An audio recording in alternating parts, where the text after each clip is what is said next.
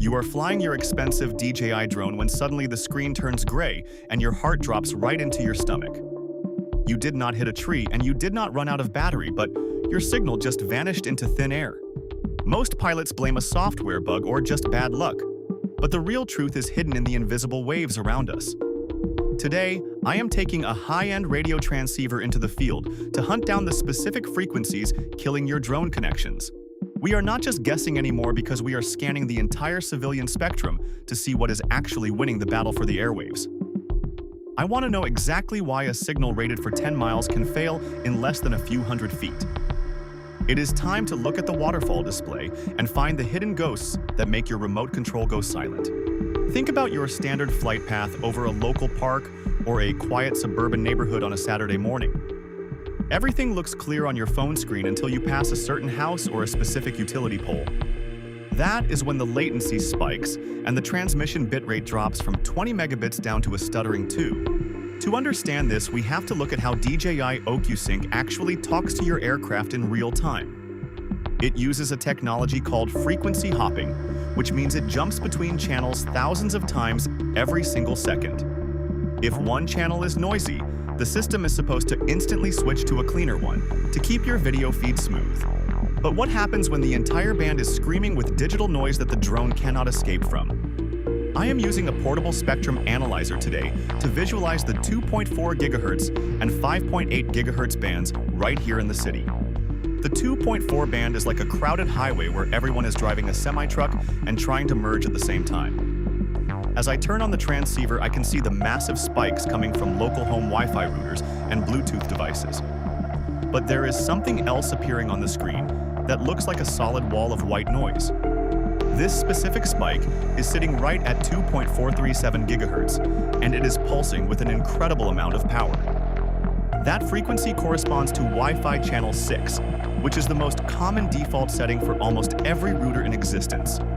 If you fly near a high-rise apartment building, you are essentially flying through a storm of hundreds of these routers. Your DJI remote tries to find a gap, but the noise floor is so high that the tiny signal from your drone gets buried. It is like trying to hear a friend whisper while you are standing next to a jet engine at full takeoff power. I decided to move my investigation to a local industrial park near the waterfront to see if the 5.8 band was any better. Most people think 5.8 GHz is the promised land for drone pilots because it has more room and less interference. But as soon as I deployed the antenna, I noticed a massive jagged mountain of signal on the spectral display. This was not a standard router, but a long-range point-to-point wireless bridge used by a local shipping company. These devices use high-gain antennas to blast data across miles of open space, and they do not care about your drone. When your Mavic or Air 3 flies directly into the path of one of these invisible beams, the receiver gets completely overloaded. The technical term is front-end desensitization, where the radio hardware simply cannot process the incoming data anymore.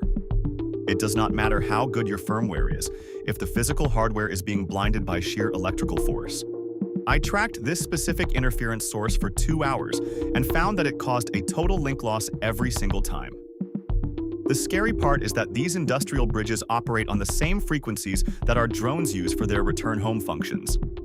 I even found a strange signal at 5.725 GHz that was coming from a faulty microwave oven in a nearby break room. Every time someone heated up their lunch, the spectrum analyzer showed a chaotic explosion of radio frequency interference.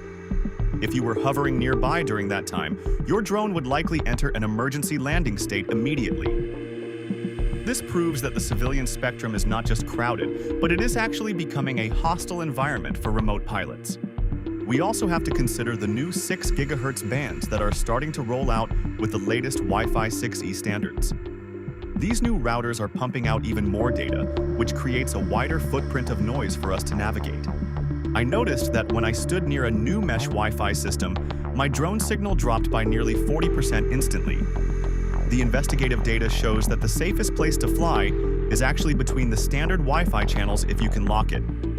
Instead of letting the drone choose automatically, you should try to manually select a channel that shows the lowest green bars. Usually, the very edges of the 5.8 band are the quietest because most consumer electronics stay toward the middle. I found that channel 149 and channel 165 were consistently cleaner than the others during my 3 days of testing. Avoid flying near cell towers not because of the cellular signal, but because of the high-power backhaul links they host. Those large drum-shaped antennas on the towers are the ones that will knock your drone out of the sky the fastest.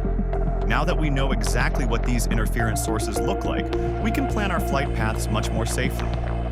Always keep a line of sight, not just for the law, but to keep a physical barrier between you and the noise. Radio waves hate concrete walls and heavy metal structures, so use them as shields when you are flying in the city. Understanding the spectrum is the difference between a successful cinematic shoot and a long walk to find a crashed drone. If you want to see the specific settings I use to bypass this noise, check out this next video on the screen.